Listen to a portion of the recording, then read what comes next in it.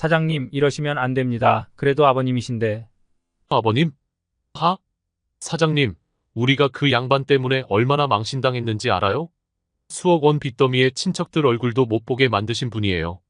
거기다 어머니 돌아가실 때는 꼭꼭 숨어 계시다가 이제 와서 찾아오시겠다고요? 아들아, 내가 잘못했다. 그때 사정이 있었어. 빚쟁이들이. 아니, 빚쟁이들 때문에 어머니 임종도 지키지 못하셨다고요? 그럼 장례식은요? 발인 날 아침까지 기다렸는데 결국 오지도 않으시고 빚쟁이가 그렇게 무서웠어요? 그래서 도망가신 거예요?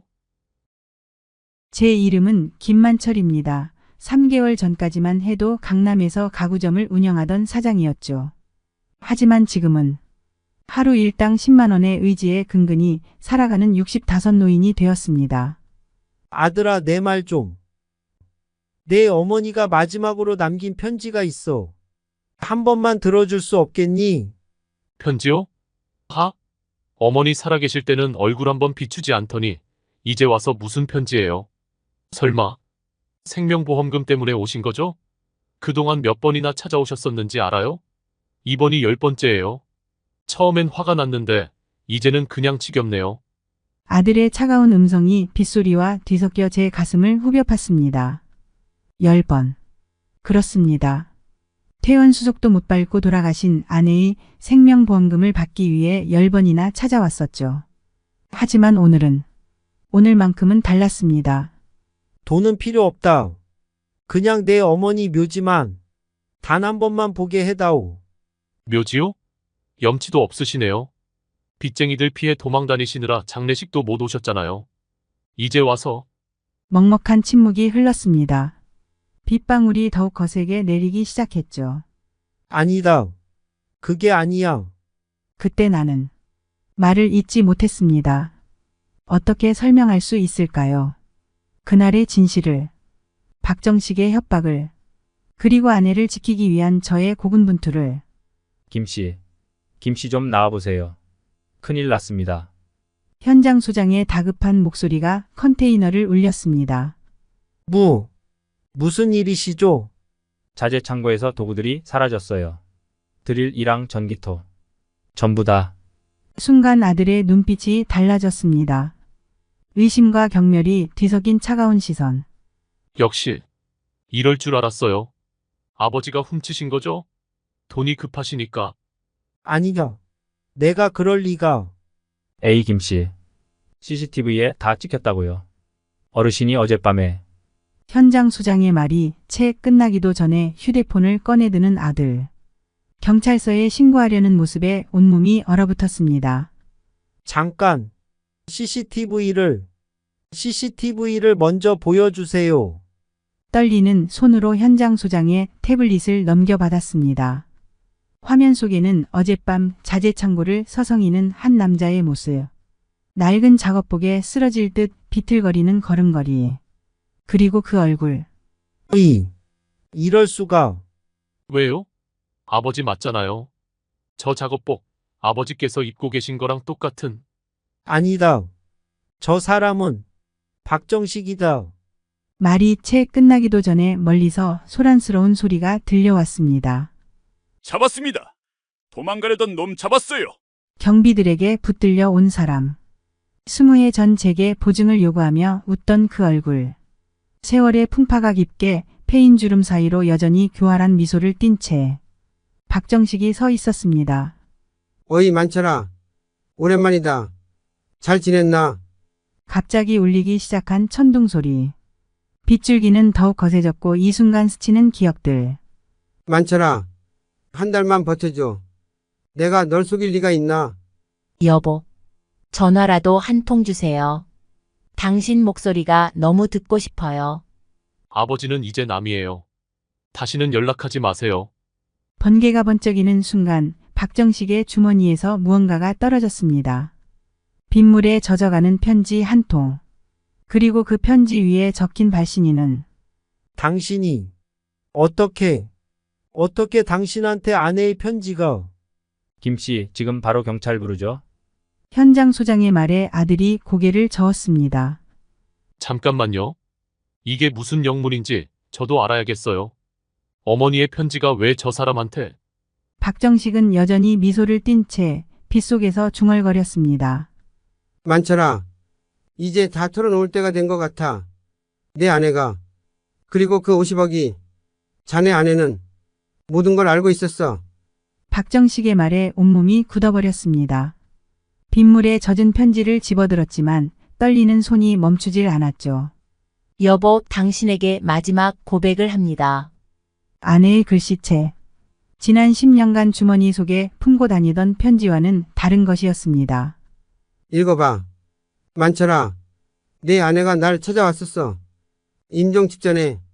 거짓말하지 마. 내 아내가 어떻게? 윤희 씨가 날 찾아온 건 작년 이맘때였어. 이미 항암 치료도 힘들다는 진단을 받은 후였지. 순간 그날이 떠올랐습니다. 병원비를 구하러 다니던 중에 아내가 사흘간 연락이 되지 않았던 때가 있었죠. 당신 아내는 대단한 분이었어. 내가 은행 전산망을 조작해서 자네 가게를 노린 걸 모두 밝혀냈다고. 뭐라고? 아들도 현장 소장도 모두가 충격에 빠진 듯 했습니다. 그래, 이제 다 말해야겠군. IMF 터지고 많은 기업들이 무너질 때 나는 그들이 비자금을 세탁해주는 일을 했어. 근데 자네 가게가 눈에 들어온 거야. 현금 유동성도 좋고 신용등급도 최상급인. 박정식의 목소리가 떨렸습니다. 처음엔 단순했어. 자네한테 보증을 세우고 가짜 부도를 내서 돈을 빼돌리랬지. 그런데 자네 아내가 너무 많은 걸 알아버렸어. 서류 조작한 거, 비자금 세탁 계좌들, 심지어 그 50억이 어디로 갔는지까지. 번개가 번쩍였습니다. 박정식의 얼굴이 순간 하얗게 빛났다가 사라졌죠. 난 협박했어. 남편을 죽일 수도 있다고. 그래서 도망다니게 만든 거야. 당신이 빚쟁이들을 피해 도망다닌 게 아니야. 만철아. 내 협박을 피해 도망다닌 거지. 숨이 막혔습니다. 그동안 제가 알지 못했던 진실들이 하나둘 드러나는 순간 아들이 외쳤습니다. 거짓말이죠? 아버지가 어머니를 위해서. 읽어봐. 이 편지를 끝까지. 떨리는 손으로 편지를 펼쳤습니다. 여보, 용서하세요. 당신의 도망이 우리를 위한 것임을 이제야 알았어요. 박정식이 불러서 왔어요. 제가 알아낸 모든 증거를 들고 이제 그를 고발하려고요. 하지만 그 전에 당신에게 이 편지를 전하고 싶었어요. 당신이 얼마나 힘들었을지 이제야 이해할 수 있어요. 빗물인지 눈물인지 뺨을 타고 뜨거운 것이 흘러내렸습니다. 편지는 계속되었습니다. 여보, 당신이 빚쟁이들을 피해 도망 다닌다고 생각했어요. 하지만 달랐네요. 박정식의 협박에서 저를 지키려 모든 걸 포기하신 거였어요. 제가 당신을 얼마나 원망했는지 아세요? 하지만 이제야 알겠어요. 아들이 제 옆으로 다가왔습니다. 그의 눈에도 눈물이 고여 있었죠. 아버지, 정말이었나요? 그동안 우리가 말을 잇지 못하는 아들의 어깨가 떨리고 있었습니다. 그래. 내 어머니를 지키려다. 결국 지키지도 못했다. 내가 이렇게 비겁했어. 박정식이 피식 웃더니 주머니에서 낡은 통장 하나를 꺼냈습니다. 자, 이게 그 50억이야. 이자까지 쳐서 70이야. 전부 내 돈이야, 만철아. 이제 와서. 그 돈이 무슨 소용이야. 아니, 이게 다가 아니야. 내 아내가 마지막으로 남긴 게 더 있어. 현장 소장이 갑자기 소리쳤습니다. 저기요. 자재 창고에서 뭔가를 더 찾았는데요. 철거하려던 자재창고 벽 속에서 나온 서류 뭉치. 거기엔 박정식의 모든 범죄 증거가 담겨 있었습니다. IMF 당시 수많은 기업들의 비자금 세탁 증거, 서류 조작의 흔적, 그리고 이건 경찰에 제출해야 할 것 같습니다. 현장 소장의 말에 박정식이 고개를 떨궜습니다. 그래. 이제 끝난 거야. 내 아내가 이걸 여기에 숨겨뒀던 거야. 내가 찾으려고. 이 공사장에서 일한다고 속여서 들어온 거고. 근데 왜 이제 와서? 난 이미 말기암이야. 시간이 얼마 안 남았어. 그래도 죽기 전에 이건 해야 할 것 같아서. 빗줄기가 잦아들기 시작했습니다. 먹구름 사이로 희미한 달빛이 새어 들어왔죠. 아버지, 우리 집에 가시죠. 어머니 유골함, 제가 모시고 있어요. 이제 제대로 된 장례를 다시 치러드려야겠죠? 잠깐. 그 전에 마지막으로 할 말이 있어. 박정식의 목소리가 흔들렸습니다. 그의 낡은 작업복 주머니에서 또 다른 서류 한 장이 나왔죠. 이건 윤희 씨가 남긴 마지막 녹음이야. USB에 담겨 있어. 떨리는 손으로 USB를 꺼내드는 박정식. 현장 소장이 재빨리 사무실에 컴퓨터를 가져왔습니다. 모두가 숨죽인 가운데 아내의 목소리가 흘러나왔습니다. 여보, 목소리 들리시나요? 이렇게라도 마지막 인사를 전하고 싶었어요. 흔들리는 음성. 분명 항암 치료로 지쳐 있을 때의 녹음이었습니다. 당신이 왜 도망 다녀야 했는지 이제야 다 알았어요.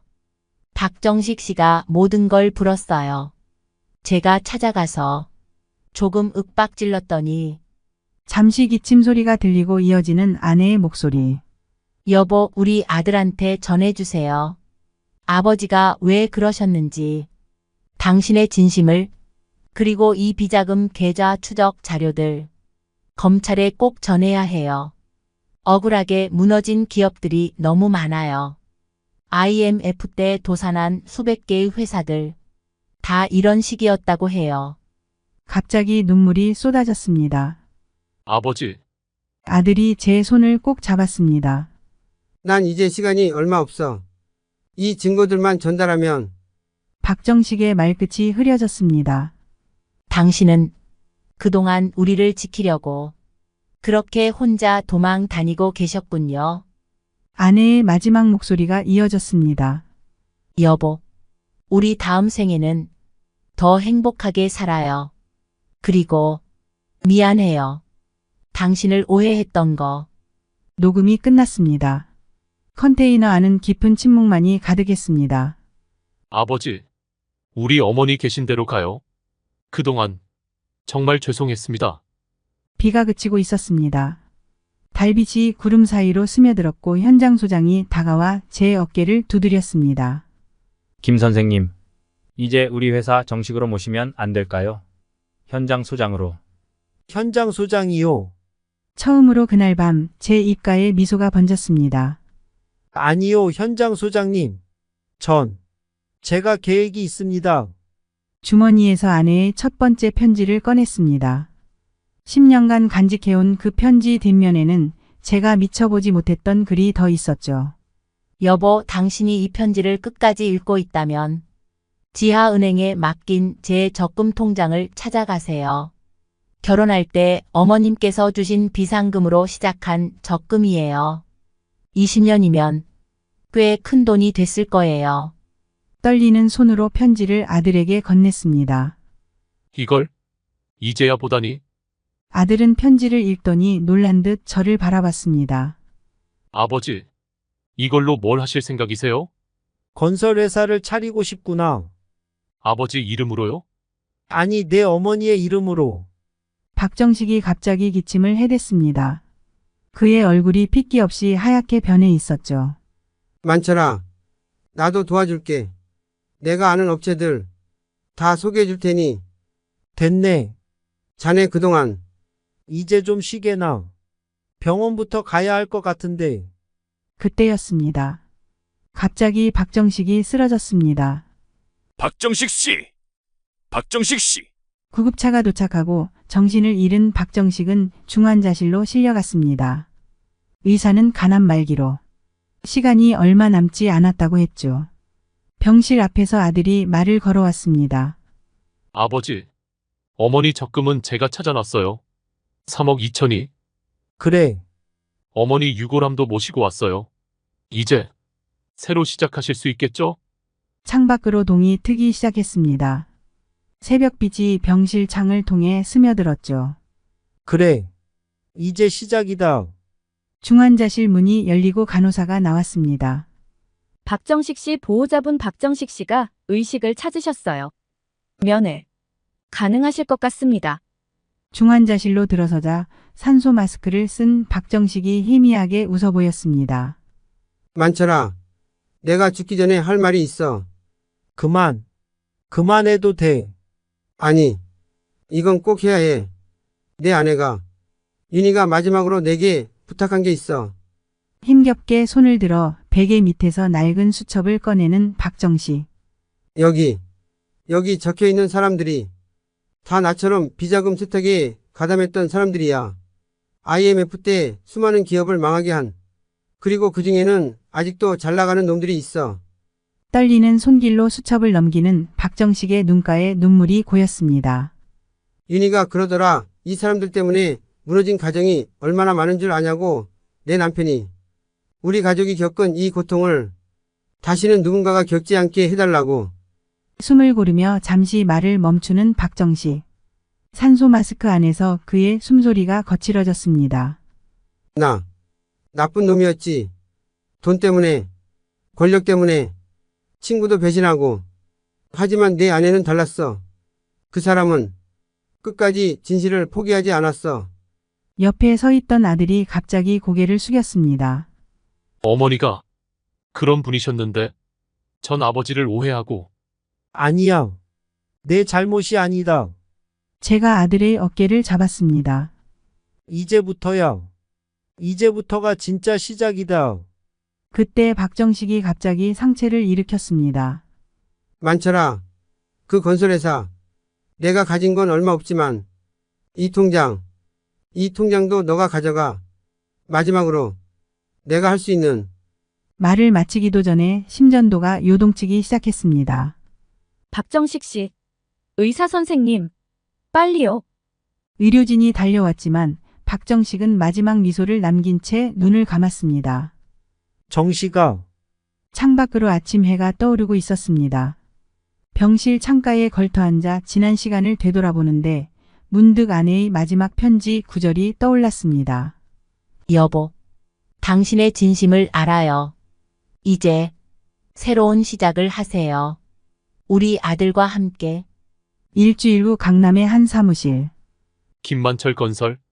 이제 본격적으로 시작이네요. 아들이 새로 꾸민 사무실 간판을 바라보며 말했습니다. 박정식이 남긴 통장에는 2억, 아내의 적금 3억, 그리고 제 보상금 10억까지. 아니. 회사 이름을 바꾸고 싶구나. 사무실 유리창에 새겨질 새 간판을 바라보았습니다. 유니건설.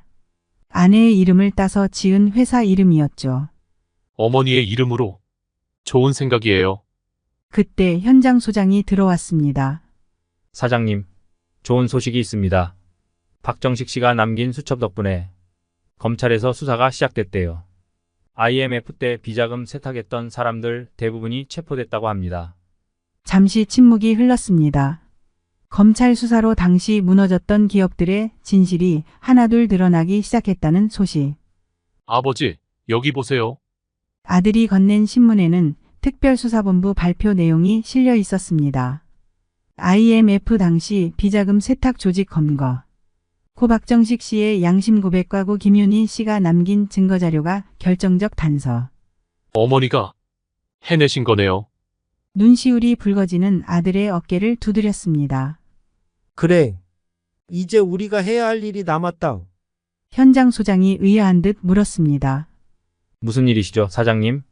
IMF 때 무너진 회사들. 그 회사에서 일하다 길거리로 나앉은 사람들 말이야. 그 사람들을 우리가 채용하고 싶네. 아들의 눈이 커졌습니다. 아버지, 그게 가능할까요? 그래서 자네가 필요한 거야.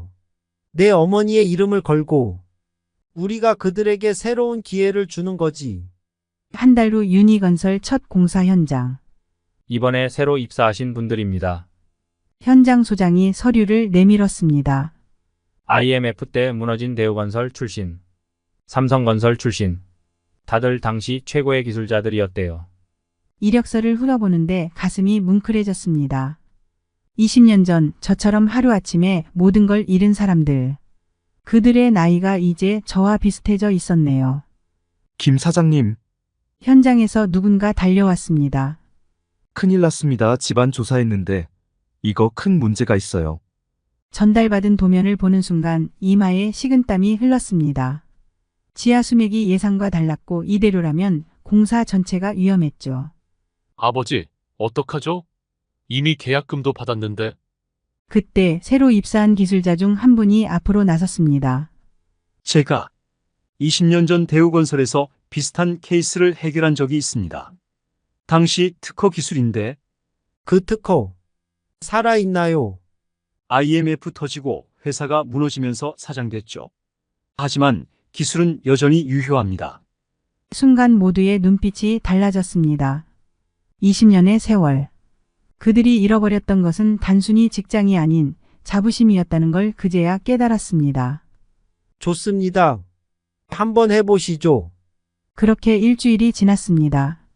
불가능해 보였던 공사는 기적처럼 진행됐고 현장은 활기로 가득 찼습니다. 이봐요, 김 반장님. 저녁 무렵 공사장 한켠에서 누군가 부르는 소리에 고개를 돌렸습니다. 퇴근하고 우리 같이 한잔 하시죠. 오늘 제 아들 결혼식 날이거든요. 아, 축하드립니다. 감사합니다. 실은 20년 만에 처음으로 제가 아들 얼굴을 볼 수 있게 됐어요. 이렇게 취직하고 월급도 받고. 그의 눈가에 이슬이 맺혔습니다. 아버지, 여기 와보세요. 저녁 노을이 지는 공사장 컨테이너 사무실에서 아들이 불렀습니다. 책상 위에는 낡은 앨범 하나가 놓여 있었죠.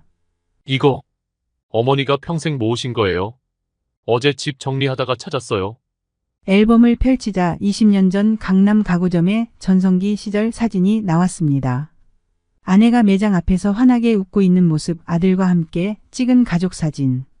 그리고 마지막 장. 아내의 일기장이었습니다. 여보, 오늘도 당신은 오지 않았어요. 하지만 이제 알아요. 당신이 왜 그래야만 했는지. 박정식이 찾아와서 모든 걸 불었어요. 당신을 협박했다고, 우리를 해치겠다고 했다고. 손이 떨려왔습니다. 나 때문에 내가 좀 더 일찍. 아버지, 여기 마지막 페이지도 보세요. 여보, 이제 제 시간이 얼마 남지 않은 것 같아요. 하지만 걱정하지 마세요. 제가 모아둔 자료들, 언젠가는 당신의 결백을 증명해 줄 거예요. 그리고 부탁이 하나 있어요. 우리 아들, 잘 부탁해요.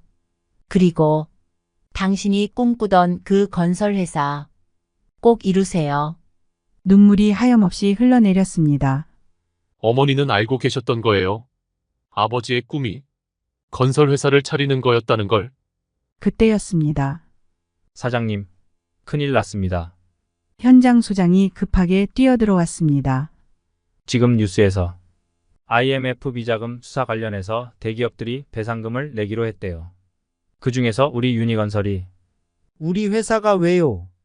피해자 지원 사업 대상 1순위로 선정됐답니다. 어머님이 남기신 증거자료 덕분에 지원금이 500억이라고 합니다. 순간 사무실이 조용해졌습니다. 아버지, 이게 무슨... 당신이 해내셨군요.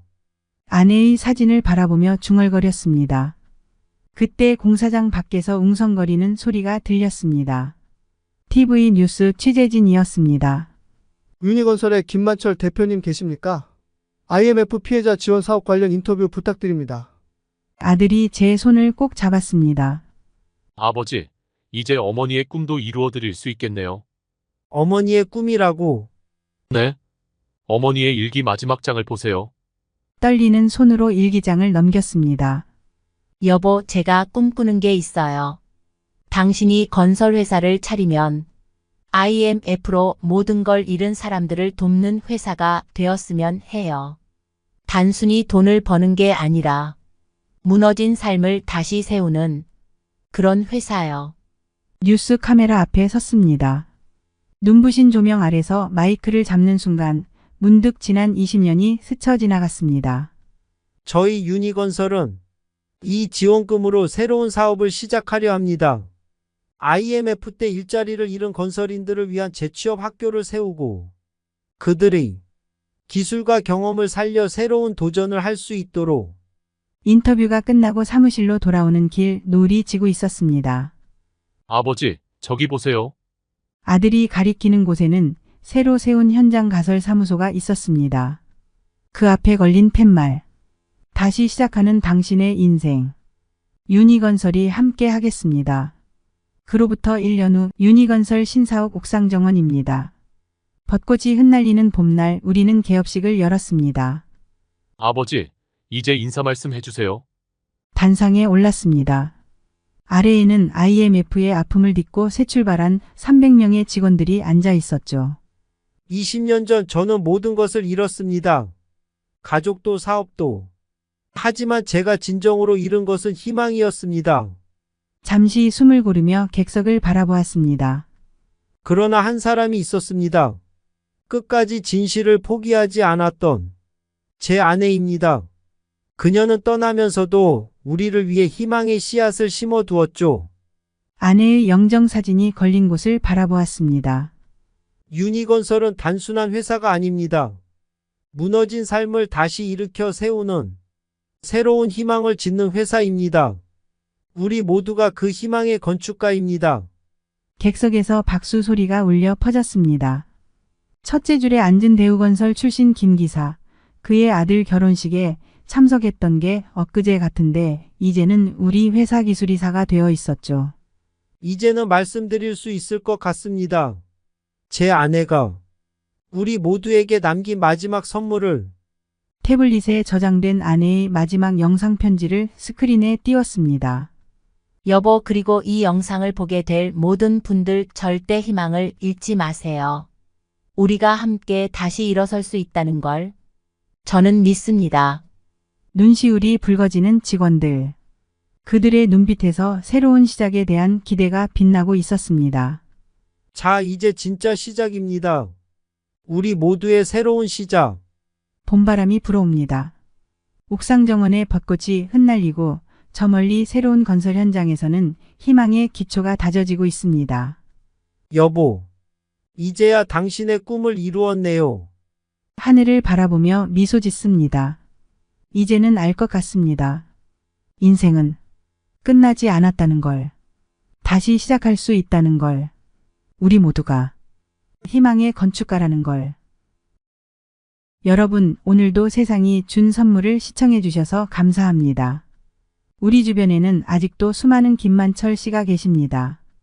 IMF의 상처를 안고 살아가는 분들, 인생의 끝이라고 생각하시는 분들. 하지만 기억해 주세요. 늦었다고 생각할 때가 가장 빠른 때입니다. 다시 시작할 수 있습니다. 우리에겐 아직 희망이 있습니다. 다음 주에도 세상이 준 또 다른 선물로 찾아뵙겠습니다. 구독과 좋아요, 그리고 여러분의 소중한 이야기도 기다리고 있겠습니다. 감사합니다.